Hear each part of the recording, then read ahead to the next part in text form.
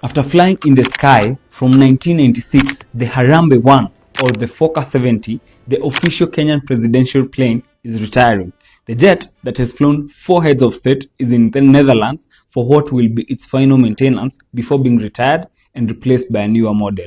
The defense CS Soipantuya ameconfirm this, saying the jet will be in warehouses owned by Fokker Services Group for 1 year for its last maintenance. It is alleged that the Fokker Services Group are the ones who have advised the Harambee 1 to be retired. Over the past 1 week, there has been talk that I also reported that President Ruto used the Gulfstream GV, one of the most reliable and technologically advanced business jets ever produced, to travel to Addis Ababa for the Africa Climate Summit. The jet was estimated to have cost Kenyan 2.6 million Kenya shillings per hour for the flight, but scrutiny over Ruto's travel si kitu imeanza na hii trip ya Addis Ababa.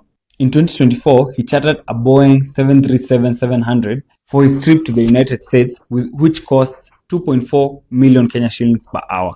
He later clarified that his friends stepped in to subsidize the cost, that it only cost the taxpayer only 10 million shillings. Some friends told me, how much do you want to pay?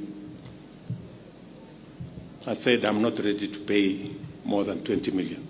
They said, bring 10 million, we will give you the plane. Nataka marafiki kama hao. Failure! Okay, back to Harambee 1.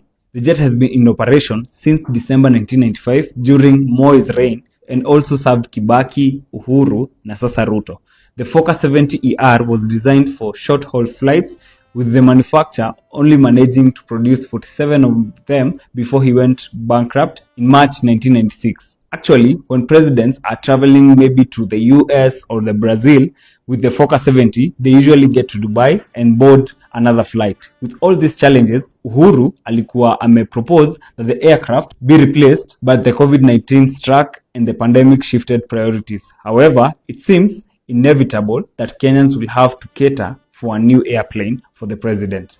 A source told the Nation that in one incident in February 8 this year, during a joint summit of the EAC and the SADC, Ile South Africa, which President Ruto co-chaired, the president and his team had to spend 1 more night in Tanzania after the jet developed some mechanical issues. Hiyo wakati maprezo wengine walikuwa washaondokea. It is what it is. It is what it is. So, with this new information, has the country and therefore the state been harsh on the president on his spending on flying? Let's know in the comments. I want to assure you people and assure the country, the economy is now on.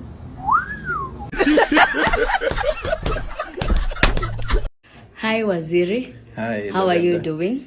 Quite okay. The president, we saw he flew on a private jet of 1.4 billion. Does this expose the gap between the image that he sells as a hustler and the lavish style that he is living? Well, a hustler issue was more of a narrative than a true belief that he has the heart of the people. Yeah. And he used that particular position to get where he wanted to be, to just get into some luxurious situation without thinking about the poverty that is ravaging our society today. This therefore means that he's living true to himself, a man of contradiction. Yeah. If he keeps on preaching tough choices and sacrifices for the ordinary Kenyans, doesn't the same standard apply to him, or is his leadership exemption from accountability? His life is a bundle of contradiction. Yeah. And whatever he's doing is to confirming to us that contradiction is always prevalent on any decision he makes, on any activity he engages in, and any program that he brings to the people of Kenya. Yeah. Nothing is done without something in his interest, including the issue of SHA and the SHE. He was doing it because he wanted to cut a deal, and he was able to do that. Yeah. Remember, even his trip to America the last time, he said it was paid by some of his friends, only to realize that we suspect Adani might have paid for that trip, the jet that he took from here to America. We're talking about a main cabin that stretches 186 feet in length, longer than the Wright brothers' first flight. The width spans 19 feet, and the ceiling height allows even NBA players to walk comfortably. As we enter, The first thing that strikes you is the grand entrance hall with 20-foot ceilings, featuring a sweeping circular staircase connecting the main deck to the upper level. The marble flooring, yes, real marble, specially treated to minimize weight, creates an immediate sense that you've entered somewhere special. Look up and you'll see a custom chandelier made from aircraft-grade materials that won't shatter during turbulence. Everything here serves a dual purpose: luxury and safety. Moving into the main lounge, you'll find seating for 30 people across several conversation areas. The furniture isn't bolted down like on commercial flights.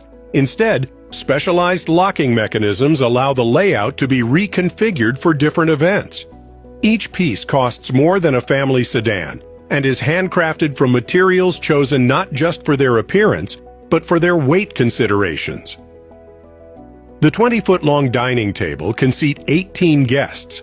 It's made from a single piece of wood from a 200-year-old tree, preserved and reinforced with carbon fiber. For entertainment, a 130-inch retractable screen descends from the ceiling. The sound system costs over $1 million alone, with speakers hidden throughout the cabin walls. The master bedroom suite spans 500 square feet, larger than many New York apartments. The king-sized bed seems impossible on an aircraft, but engineering makes it work. The mattress itself costs $70,000, custom designed to provide perfect support during flight while meeting stringent fire safety regulations. The ensuite bathroom features a full-sized shower with water pressure that would make ground-based hotels jealous. The bathroom fixtures are gold-plated, not for show, but because gold doesn't corrode at high altitudes like other metals might. Adjacent to the master suite are 4 guest bedrooms, each with private bathrooms. For long-haul flights, up to 12 guests can sleep comfortably in proper beds. The aircraft features a fully equipped medical room with emergency equipment that rivals some rural hospitals. For the Africa Climate Summit in Addis Ababa, President William Ruto chose a top-of-the-range luxury jet. The charter rate between 2.3 million and 3.2 million Kenya shillings an hour. With a round trip of nearly 4 hours, the bill to taxpayers comes to an estimated 9.2 million to 12.8 million Kenya shillings. The luxury flight comes just days after the Control of Budget Margaret Nyakango revealed that the government travel costs have hit record levels. Between July 2024 and June 2025, the national government spent 25.46 billion Kenya shillings on travel alone. The Office of the President topped the list at 1.7 billion Kenya shillings in the last financial year, a 28% increase. Wabunge kina Mejandong mukubali.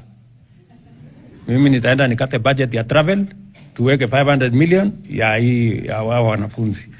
Na nitalete bunge kesho. So mujipange huko. In 2023, Ruto promised to slash government travel budgets by half, a saving of 11 billion Kenya shillings, but this is just a dream. Instead, the Control of Budget's latest report shows that spending is only climbing, with taxpayers footing the bill. In contrast, leaders elsewhere have taken modest routes. South Africa's Cyril Ramaphosa flies commercial after his presidential jet was grounded. Zimbabwe's Emmerson Mnangagwa and Uganda's Yoweri Museveni have at times boarded national carriers. And in 1973, even the US President Richard Nixon flew United Airlines during an oil crisis. Austerity for citizens, luxury for the presidency. With the Control of Budget putting exact figures on paper, Kenyans are left asking, who will stop the West? Haman Kamariki, KTN. So our president is the most flamboyant beggar you'll ever find. So imagine this. You're a president of a very poor country where 70% are jobless. You overtax them for your luxury. You overtax them for you to travel the world and explore the world. You enjoy every riches you want. You overtax them to buy yourself a new car. You overtax them for to employ your friends, literally for all your friends to be in the cabinet. You overtax them to employ all your tribesmen, like anyone who comes from your tribe is employed because you're there and you're using these people's hard-earned taxes. So again, you overtax them to go to US to go and beg for more money to come and exploit this end. So with that logic, look at how, imagine you're going to a bank to take a loan, and you're going to that bank to take a loan, and you are, at that moment, you are a very broke person, you're very broke. Then you go to a car yard, wako na magari mingi, wako na mapremio, wako na nini, wako na marange, wako na Mercedes. Then uko na option hata kuchukua C-class ama E-class, which iko tu sawa, but then you decide, I can't take hizo, sita beg na vizuri. Unaambia mtu ani kwa kupatie the latest Range Rover, ndio una hire. Then you take your Range Rover on the bank. Una bank kuomba loan. Unafika bank, una present guarantor. Mwambia bank guarantor ni nani? Guarantor ni my family. Au wenye familia yako ni mwacha njaa, au ndo guarantor. They'll pay for that loan. That's the situation we are in, where we are a poor country. We are going to beg for help, and the person going to beg for help and arrive in style. It's almost like the most expensive begging I've ever seen. The most expensive begging you'll ever see in your entire lifetime. Like a beggar using 200 million to go and beg for how much? Which is not even assured, because Biden anatoka, most likely. Biden ajielewi. You can see even in this video. Biden he can give a speech. Akimaliza speech ajui hata inafaa tokea wapi. That's the kind of deal we make na huyo jamaa. Then now tuko na dini ya China, tuko na dini ya Russia, and you're messing with their enemies. So tukilemewa kulipa, what will happen? What will happen? The Boeing business jet, or BBJ, boasts of making private air travel a luxury. The government of Kenya chartered the aircraft famously known as the Boeing BBJ for use by President Ruto and part of his entourage during the trip.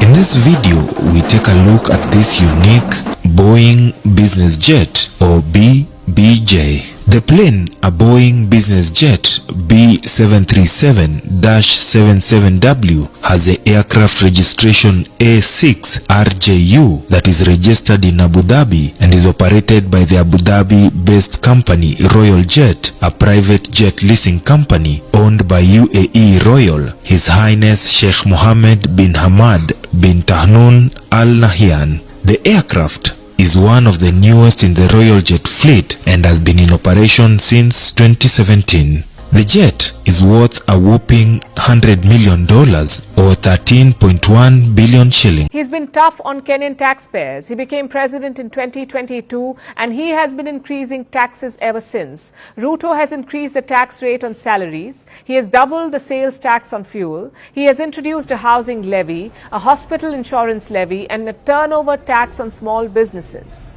If it moves, Ruto taxes it, all in the name of fiscal responsibility. Kenya has a mountain of national debt.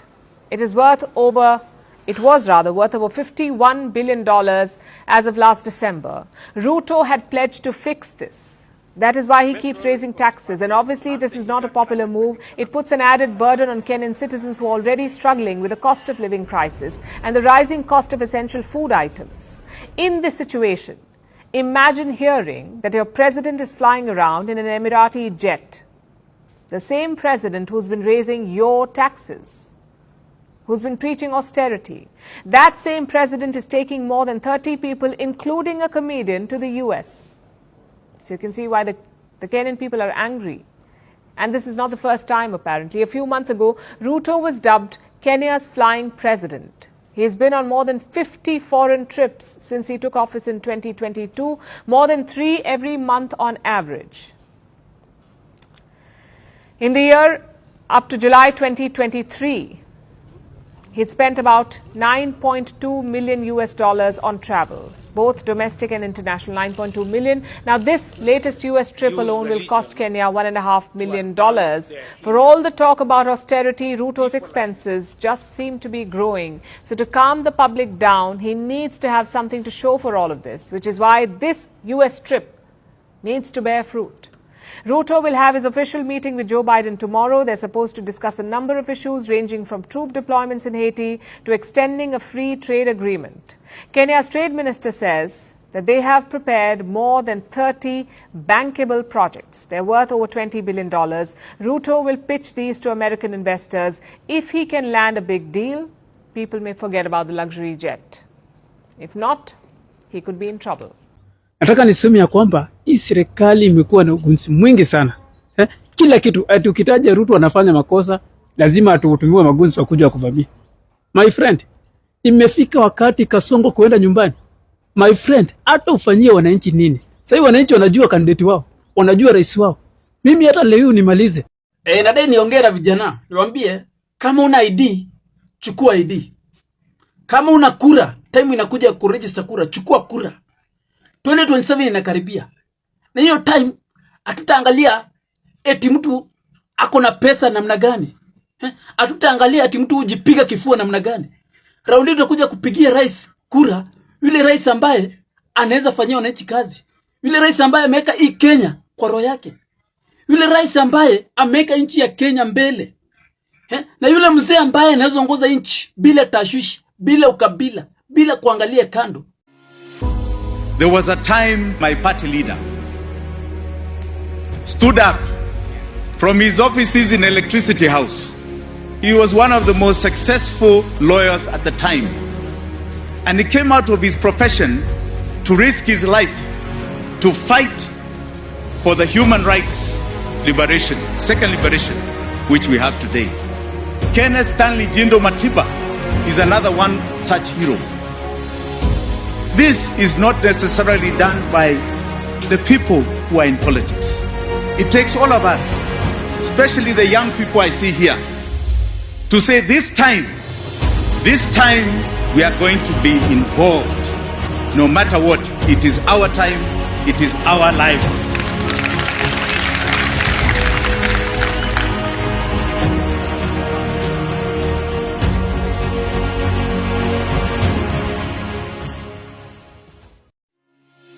Safina Party is all about the economy. It is the economy, stupid. And those who will see that it is the economy will join Safina Party. And there are many people who have expressed interest to even contest for positions on Safina Party ticket. At the right time, we are also going to unveil our machine. The engine is been turned on. Safina is coming. You know, a ship comes slowly and gently. You may think you are seeing a small speck somewhere at the back. Before you know it, you see a massive ship. That is Safina. Safina Party, the economy. So the arc is coming. The arc is coming.